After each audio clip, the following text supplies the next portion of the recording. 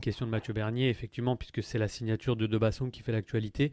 Euh, pour lui, c'est peut-être une doublure de Kiza, et même une doublure, ça serait peut-être mince pour lui. Est-ce qu'on est d'accord là-dessus? Parce que je rappelle juste que Zoran Bassong est, est passé par les jeunes d'Anderlecht, par l'équipe B du LOSC, et a terminé au Cercle de Bruges là sur. Il avait signé, mais ça s'est arrêté en juillet 2000. Il avait signé pour 2020-2021. Aujourd'hui, il était sans club.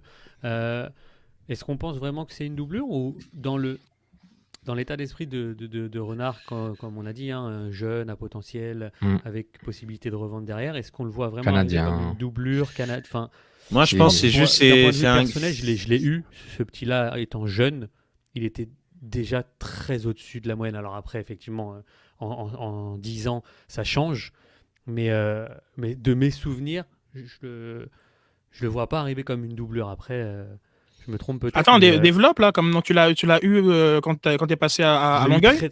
Oui, très rapidement sur un tournoi international qu'on avait fait avec Longueuil.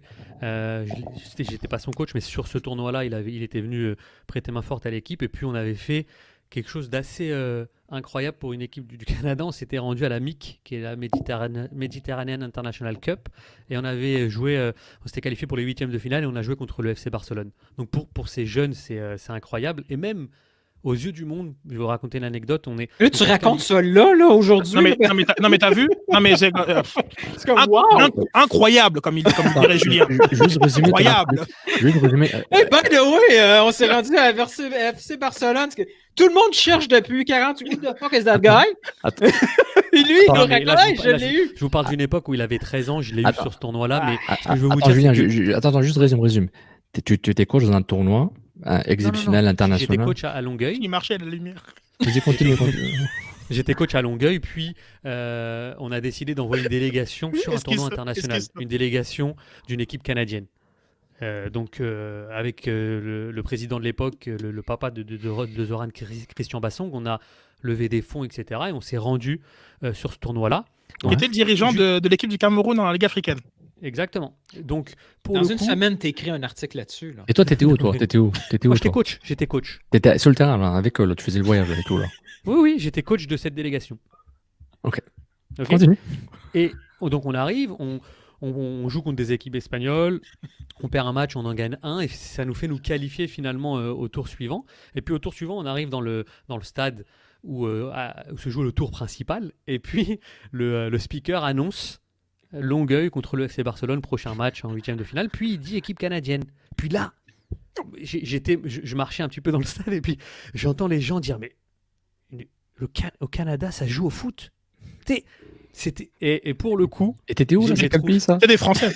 En Espagne. En Espagne, ok, c'est bon. Le Canada, elle joue au football.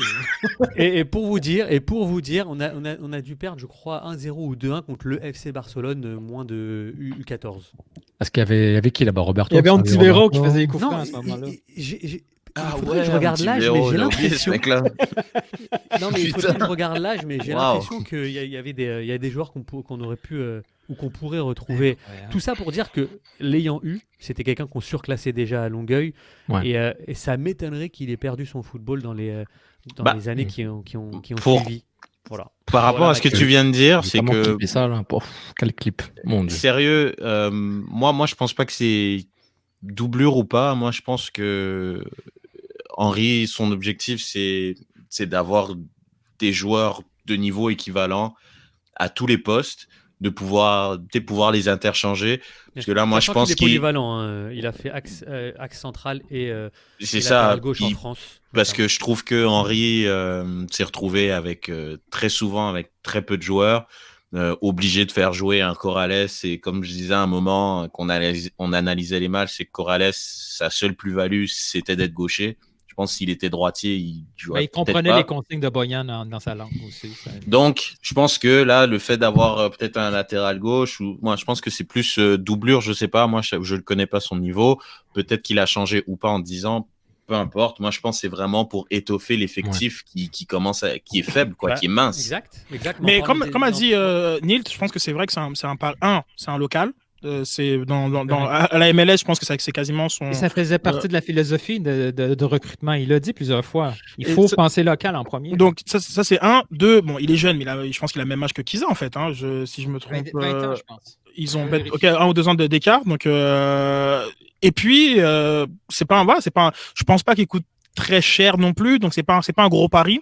Mais, vu son potentiel, il a quand même été appelé récemment là, à Team Canada. Oui, que c'était un camp de 2019 avec la Belgique aussi. C'était un camp d'identification. Mais c'est vrai que le camp d'identification peut ressembler à un camp de vacances. Donc, c'est pas non plus. Et donc, pour jouer contre, j'avais noté ça, les Barbades et l'Islande en janvier dernier. Donc, bon, c'est pas non plus un joueur qui sort de nulle part. Ça reste que il y a quelque chose.